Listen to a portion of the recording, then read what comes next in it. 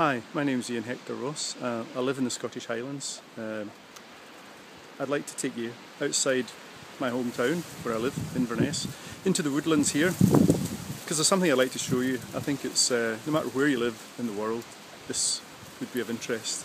It tells a story about man, civilization, nature, neglect, and just what happens as time goes by. We're in the woods running along Nestside, place that's it's rather overgrown, unkempt, just all forest, woodland, busy Doors Road right beside it. But here's something that's been here for about 50 years. It says everything about forgotten, neglect, and abandonment. It's this old Bedford tipper truck, and it's been here long enough for this tree to grow from a sapling underneath the engine bay, up through an open engine bay, put its roots down and grow right through, so it's completely enveloped by the car, by the truck and its engine. There you go, there's the old radiator grille.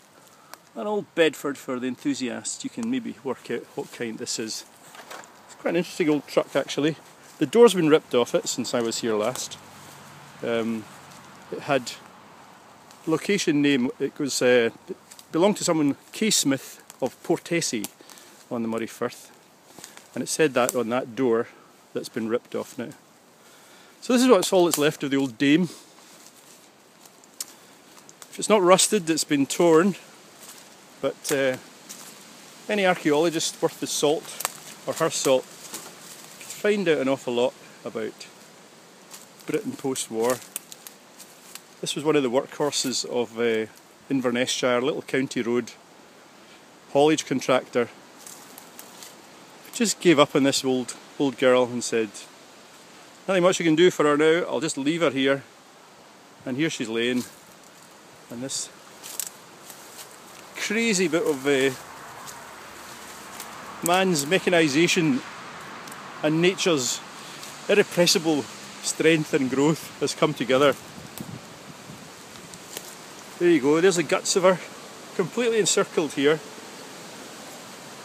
The chassis is part of the tree is part of the truck is part of the woods,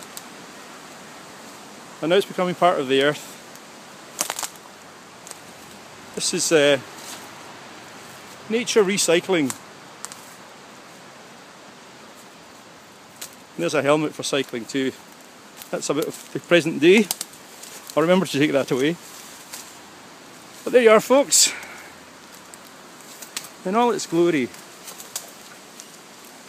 in the woodlands of Nestside, the old Bedford's grave. I don't imagine she'll be here forever. There's a lot of development happening around here. It would be nice to think if someone would come back and record and tell the story of this old lady. And the tree. It's a shame she's not a Ford, because then we could call her the Model Tree Ford. But we now know she's a Model Tree Bedford. That's about as corny as I'd like to get in this very solemn place.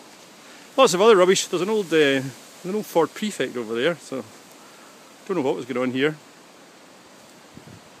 Perhaps it was a scene of some drama.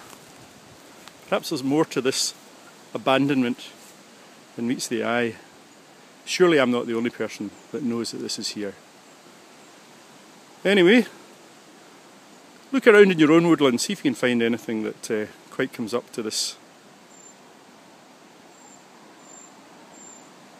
It's worth the while getting off the beaten track for a while. Just follow your nose and your curiosity. You never know what you'll find.